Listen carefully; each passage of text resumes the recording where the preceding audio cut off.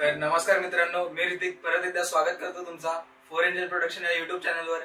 तर आजचे आपले गेस्ट आहेत अक्षय। नमस्कार। तर अक्षय, आम्हाला सांग का या इंडस्ट्रीमध्ये सुरुवात कशी झाली तुझी? तर सर्वात पहिले तर तुमचा मनापासून धन्यवाद करतो अमन वास्कर, विनाताई ही ताई मला इकडे बोलवलं। सुरुवात अशी झाली की म्हणजे मी टाइमपाससाठी चालू केलं त्या व्हिडिओ वगैरे, म्हणजे मला काय असं हे नव्हतं की हेच करायचे मला। म्हणजे शाळेत जायचो आणि मग शाळेतून गेलो घरी, आपला मोबाईल होता हातात, मध्ये रील्स वगैरे बघत राहायचा। आपला झाला की आपण करू शकतो ह्या गोष्टी। पण मी स्टार्ट केला जे लॉकडाऊन लागला होता ना, ताईचा लगीन होता, तर आम्ही मुरबाडला गेलतो आणि मुरबाडला आज लग्न आहे आणि काल लॉकडाऊन लागला, त्याच्यामुळे आम्ही 6 महिने अटकलो तिकडे। कारण पहिल्यापासून आम्ही कल्याण राहतो बारीकपासून, मुरबाडला काही लगीन बिगीन असल्यावरती तेव्हा जायचो आम्ही। तर 6 महिने अटकून बसलोय।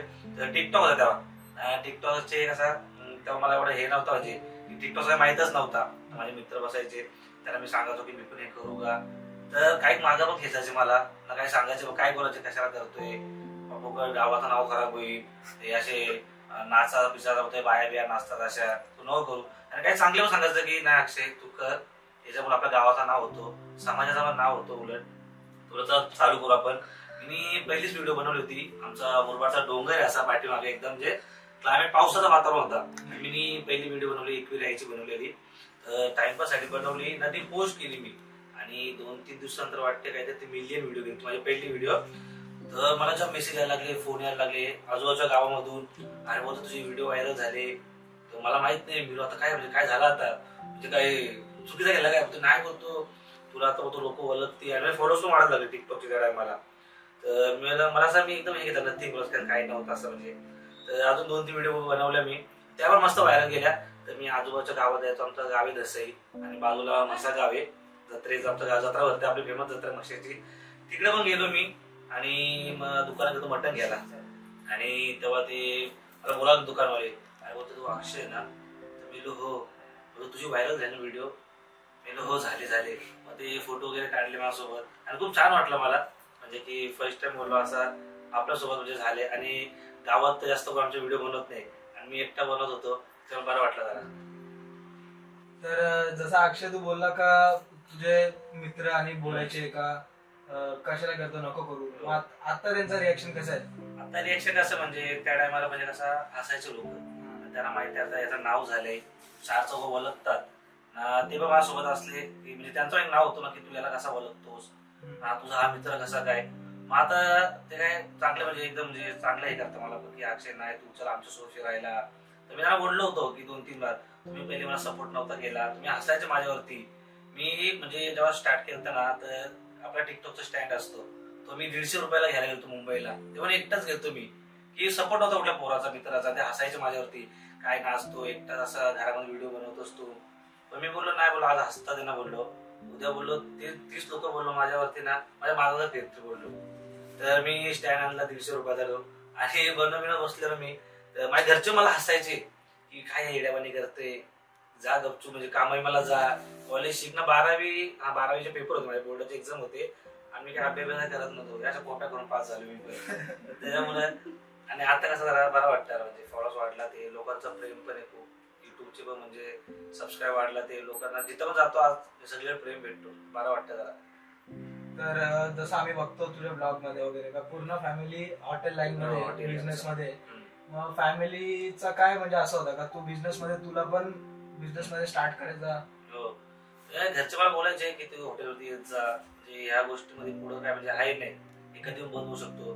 जर तुझा इंस्टाग्रामचा अकाउंट हॅक झाला तर मग काय होईल पुढं, युट्यूबचा पण हॅक झाला तर हे नाही ना। त्या टायमाला कसं इन्कम तर नव्हतीच त्या टायमाला, म्हणजे त्या युट्यूब तर ब्लॉग नव्हतं बनवत, इंस्टाग्राम काय प्रमोशन केले होते पैसे यायचे, बाकी व्हिडिओचे काही पैसे भेटत नव्हते आम्हाला। तर मला आई बोलायची तू ये फक्त गल्ल्यावरती बस, म्हणजे खुर्चीवरती बस आणि फक्त पैसे घेत जा तू। आई नको बोल, मला ह्या गोष्टी बोललो आवडच नाही मला, जॉब वगैरे म्हणजे जा जॉबला जा, मी चांगले जागतो कामाला होते बोललो, नाही बोललो आता बोललो ह्या गोष्टी उतरलोय ना, आता पूर्णच उतरलो बोललो। तर आता तू युट्यूबच्या पैशांनी कार घेतली? हो, कार घेतली आता रिसेंटली। काय फिलिंग होती? म्हणजे एकदम चांगली एकदम फील होती माझी, कारण कसं माहितीये का, स्टार्टिंगला मी युट्यूब चालू केला ब्लॉग, तर एवढे लोक बघत नव्हते मला, 1-2 महिन्यात असेच 1000-500 लोक 400 व्ह्यूज जायचे। नंतर जसं लोकांना आवडत लागले ना, मग माझे 1.5 लाख 5 लाख 6 लाख असे व्ह्यूज जायला लागले. आणि मी मरीन ड्राईव्हला जायचो ना, ते ब्लॉग मध्ये जाम व्हायरल झालते. तिकडे मी जाम म्हणजे अलग आत्रंगी एकदम करायचो असा. लोक बॅड पण कमेंट यायचे की हा काय जातो येड्यापाणी, लोकांची मजा घेतोय. बॅड कमेंट पण यायचे, चांगले पण यायचे. आणि मरीनला जायचो ना मी जेव्हा, अलिबाग आणि लांब भेटायला यायचे माझ्यासाठी.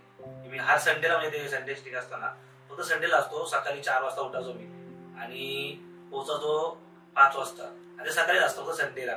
मग तेव्हा पण जाम रिस्पॉन्स भेटला मला, त्याच्यामुळे जास्त सबस्क्राईब वाढले. 1 महिन्यात मी काहीतरी 30,000 सबस्क्रायबर केले तेव्हा त्याच्यामुळे. आणि कारचं असं आहे की म्हणजे आता पैसे यायला लागले युट्यूबचा, बोललो पाय फिरू शकत नाही, लोक बघतात 4 चौघ आपल्याकडे, काहीतरी करू आपण पण. आणि घरच्याच्यावर मी 1 रुपया पण नाही घेतला. आईला बोललो माझ्या दमावतीच करायची बोललो, तर कार पण बोललो मी माझ्या ह्याच्यावरती घेईन. आता मी स्कूटी, आयफोन आणि कार पण युट्यूबच्या पैशातच घेतली. तर आता तू जसं बोलला का बॅड कमेंट्स वगैरे येतात, तर तू गुड कमेंट्स बॅड कमेंट्स कसं फेस करतो? गुड कमेंट म्हणजे कसं, आता गुड कमेंट आले ना मला तर म्हणजे चांगलं वाटतं आपल्याला पण की हा आपल्याला सपोर्ट करतोय. पण बॅड कमेंट आला कधी कधी असं होतं मला की बॅड कमेंट रिप्लाय देऊ आपण, काहीतरी बोलू आपण, त्याच्यामुळे ते अजून वाद होतो. तो मला कमेंट कर, मला दोन लोक अजून कमेंट करते आणि ते त्याच गोष्टी लोक अजून फायदा उचलतात. तर मी डिलीट करतो, नाही तर सोडून देतो, त्याचं काही जास्त लक्ष देत नाही.